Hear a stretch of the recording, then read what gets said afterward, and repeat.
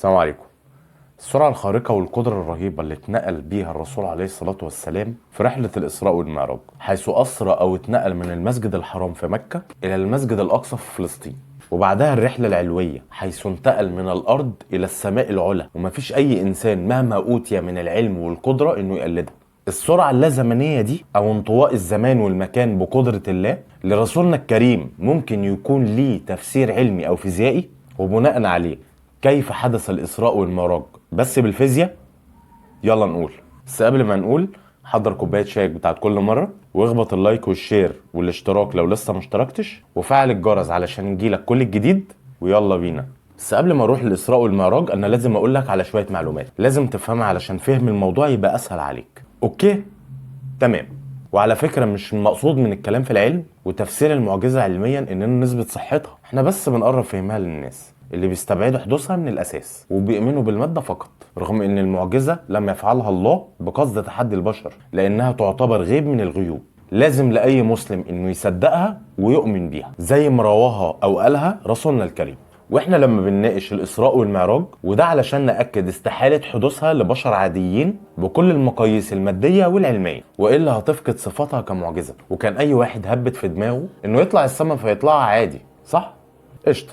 خلينا نخش في الموضوع ونشوف العلم بيقول ايه. سنة 1905 خرج لنا اينشتاين بنظريته وادمج الزمان والمكان في النسبية الخاصة، واعلن ان هو لا يجب ان احنا نتحدث عن الزمان دون المكان ولا المكان دون الزمان، وطالما اي شيء بيتحرك فلازم يحمل زمنه معاه. ولو عاوز تعرف النسبية الخاصة بتوسع اكتر، خلص الحلقة ديت وافتح حلقة وهم الزمن على طول ويلا نكمل. اينشتاين قالك ان كلما تحرك الشيء بشكل اسرع فإن زمنه بينكمش لما حمله من أزمنة مترابطة بحركات تانية أبطأ منه. وفعلا اتأكدت النظرية واعتمدوها كحقيقة علمية في الأوساط العلمية، ولاحظوا إن الجسيمات الذرية بتطول أعمارها في نظر رصيدها لو مشيت بسرعة أقرب لسرعة الضوء، اللي هي فيزيائيا أسرع حاجة في الكون، بتساوي 300 ألف كيلومتر في الثانية الواحدة. يعني مثلا لو ركبت الصاروخ قرب جدا من سرعة الضوء وطلعت برحلة دي يوز مع أصحابك للفضاء إلى نجم تاني بيبعد يوم ضوئي واحد، فانت بالنسبه لك هو عدى يوم واحد بس، فانت لما ترجع للارض بعد اليوم ده فانت هتلاقيك مشيت بالزمن 50,000 سنه. بالنسبه لمين؟ بالنسبه للناس اللي على الارض. فانت لما تخلص الدي يوز بتاعك وترجع انت واصحابك وتنزل من الصاروخ، فانت فعليا هتتفاجئ باجيال تانية وناس تانية غير اللي انت كنت تعرفهم خالص، ومنهم مراتك مثلا. ومش عارف دي هتبقى حاجه حلوه ولا حاجه وحشه ليك انت واصحابك، بس ما علينا، علشان يا معلم نعرف نبات في بيوتنا وناكل عيش. المهم، يعني هنا بنقول ان الزمن بينكمش مع زيادة السرعة، ومع ازدياد السرعة المسافات بتنكمش وبيتمحي الزمن مع المسافات دي. احنا قلنا قبل كده ان لو في جنس غير الجنس البشري او مخلوقات اقوى من الانسان زي الجن والملائكة، فقوانين البعد بتاعته هي اللي بتحكمه مش القوانين الارضيه بتاعتنا. بالرغم ان الفيزياء الكلاسيكيه اثبتت ان مفيش سرعه اسرع من سرعه الضوء، الا ان الفيزياء الحديثه او فيزياء الكم طلعت لها لسانها وقالت لها لا، اعلى من سرعه الضوء. الالكترون في مداره لما بيتحفز وبيتنقل من مدار لمدار اعلى، فهو بيختفي خالص من المدار اللي كان فيه ومره واحده بيظهر في المدار التاني. وعلمونا في المدارس ان مفيش جسم يقدر يتنقل من مكان لمكان تاني غير لما يكون في مسافه ما بين المكانين. لكن الالكترون قال لنا انا هبوظ لكم كل اللي انتوا اتعلمتوه، وتصرف التصرف الغريب. وبكده نفصل ان الالكترون بيتنقل بسرعات عاليه جدا تكاد تكون اكبر من سرعه الضوء نفسها، والا كنا عرفنا نرصد المسافات بين المكانين. تمام؟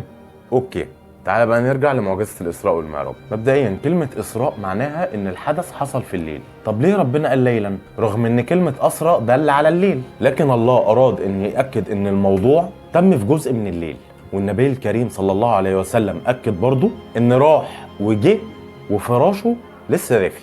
يعني الرسول عليه الصلاة والسلام اتنقل من المسجد الحرام للمسجد الأقصى، وذهب من الأرض إلى السماوات العلى، ورجع للأرض، وفي الآخر الرحلة استغرقت يا إما دقايق يا إما ثواني. وبكده رحلة الإسراء والمعراج تمت لحظيا في اللا زمن. طيب هل ده ممكن يحصل؟ هو أكيد ده ممكن يحصل طالما بقدرة الله بكون فيكون أكيد هيحصل. لكن هل ده ممكن يحصل علميا؟ تفسيره هيبقى عامل إزاي؟ فهقول لك ايوه ممكن يحصل نظريا، لكن مش ممكن يحصل ماديا.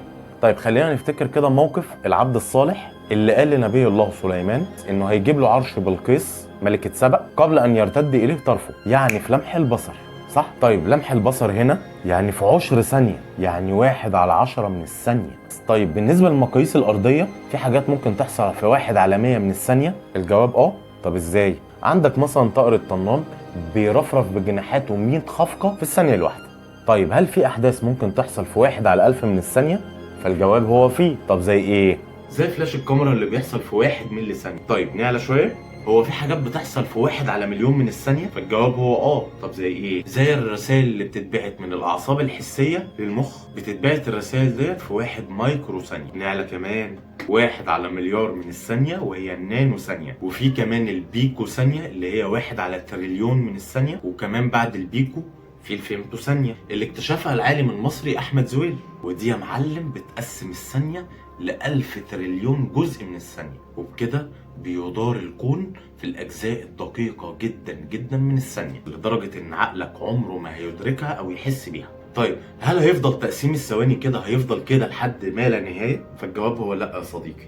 اسمع معايا بقى الحكاية دي. في مطلع القرن اللي فات العلماء سألوا سؤال ما كانوش لاقيين له أي إجابة، وهو هل الزمان والمكان متصلين ببعض ولا هم مجرد قطع جنب بعض؟ وطبعا أحسن ناس عاملة دماغ متكلفة في الجزء ده هم علماء ميكانيكا الكم. بص يا سيدي، ماكس بلانك زي ما قال ان الطاقه زي الماده وبتتقسم لقطع وسماها كم او كوانتم، برضه قال ان الاطوال ممكن تتقسم لاطوال متناهيه في الصغر، وسال لنفسه نفس السؤال اللي احنا سالناه لنفسنا من شويه، هل الاطوال ديت هتفضل تتقسم الى ما لا نهايه؟ فالشبح قال لك على جثتي، وراح طالع لنا بثابت اسمه طول بلانك، واستنتج ان طول بلانك هو ده اصغر طول ممكن الوصول اليه، وما ينفعش يتقسم نهائيا، وبقى اصغر وحده للمكان وهو 1.6 في 10 أس -35.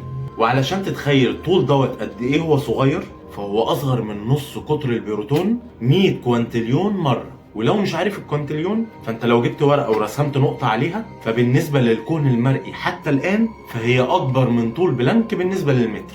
متخيل؟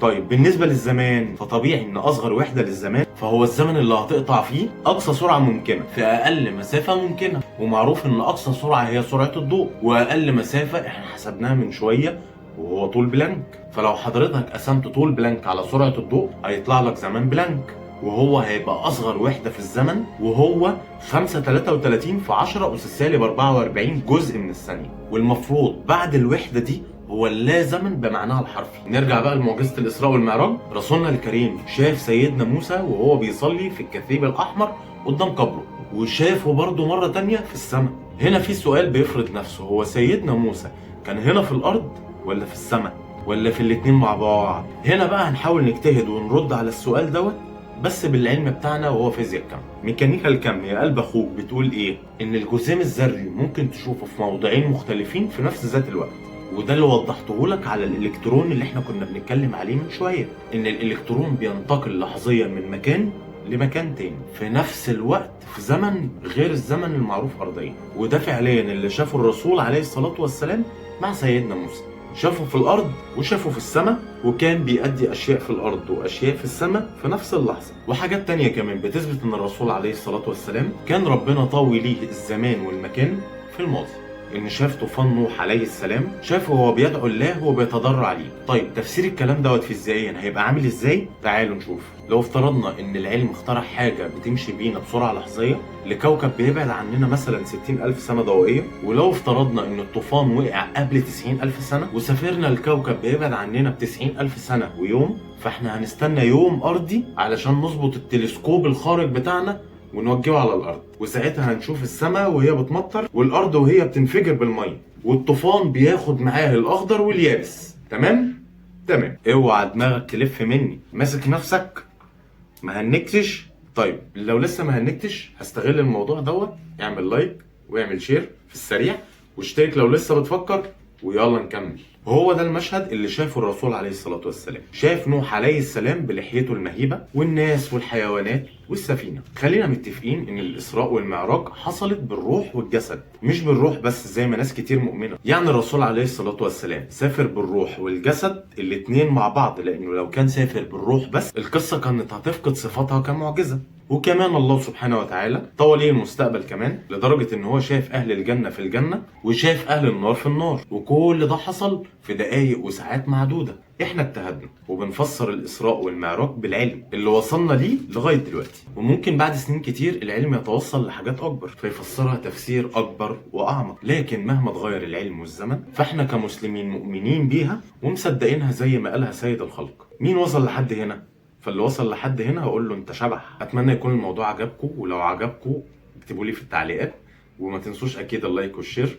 السلام عليكم.